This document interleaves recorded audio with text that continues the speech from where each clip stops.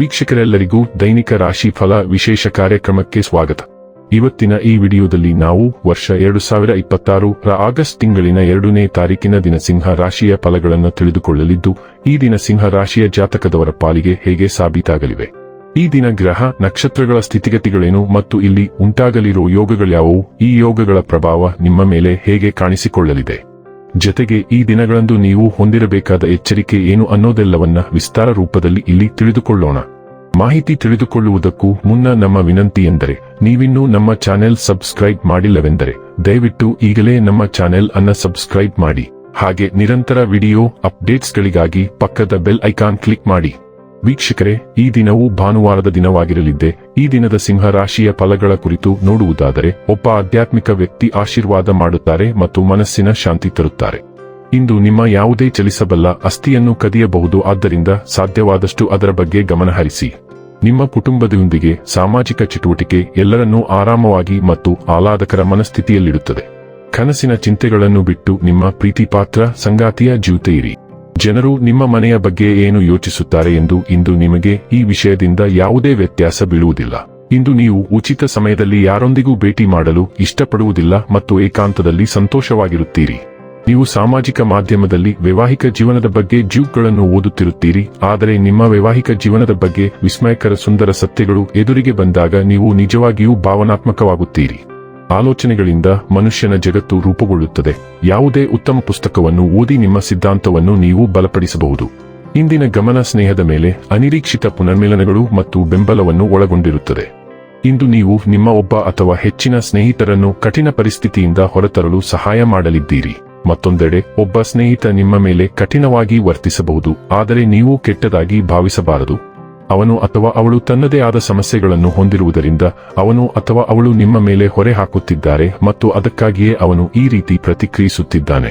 ಆರೋಗ್ಯ ಮತ್ತು ಸ್ವಾಸ್ಥ್ಯ ಬಗ್ಗೆ ತಿಳಿದುಕೊಳ್ಳೋಣ. ನಿಮ್ಮ ರೋಗ ನಿರೋಧಕ ಶಕ್ತಿ ಸುಧಾರಿಸುತ್ತದೆ. ಇದು ನಿಮ್ಮನ್ನು ಚೈತನ್ಯಪೂರ್ಣವಾಗಿರಲು ಸಹಾಯ ಮಾಡುತ್ತದೆ. ಸಮತೋಲನವನ್ನು ಕಾಪಾಡಿಕೊಳ್ಳಲು ಆಪಲ್ ಸೈಡರ್ ವಿನೆಗರ್ ಮತ್ತು ಶುಂಠಿ ಚಹಾವನ್ನು ಸೇವಿಸಿ.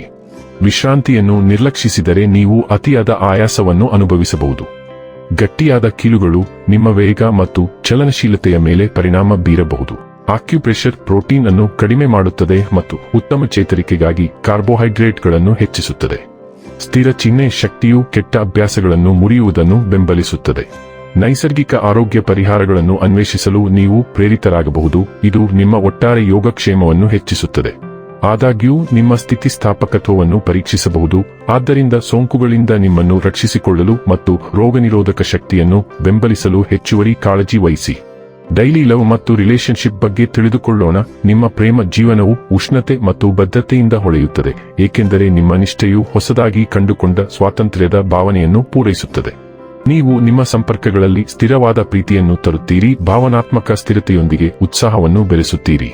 ವೈವಿಧ್ಯತೆ ಮತ್ತು ಸ್ವಾಭಾವಿಕತೆಯು ನಿಮ್ಮ ಬಂಧವನ್ನು ರಿಫ್ರೆಶ್ ಮಾಡುತ್ತದೆ, ಆದರೆ ಚಿಂತನಶೀಲ ಸನ್ನೆಗಳು ನಿಮ್ಮ ಕಾಳಜಿಯನ್ನು ತೋರಿಸುತ್ತವೆ. ಸೂಕ್ಷ್ಮ ಭಾವನಾತ್ಮಕ ಸೂಚನೆಗಳಿಗೆ ಟ್ಯೂನ್ ಮಾಡುವ ಮೂಲಕ ನೀವು ತಪ್ಪುಗ್ರಹಿಕೆಯನ್ನು ತಪ್ಪಿಸುತ್ತೀರಿ ಮತ್ತು ಅನ್ಯೋನ್ಯತೆಯನ್ನು ಬಲಪಡಿಸುತ್ತೀರಿ. ಸಂಪರ್ಕ ಸಾಧಿಸಲು ಹೊಸ ಮಾರ್ಗಗಳನ್ನು ಅನ್ವೇಷಿಸುವಾಗ ನಿಮ್ಮ ಪ್ರಾಮಾಣಿಕತೆ ನಿಮಗೆ ಮಾರ್ಗದರ್ಶನ ನೀಡಲಿ.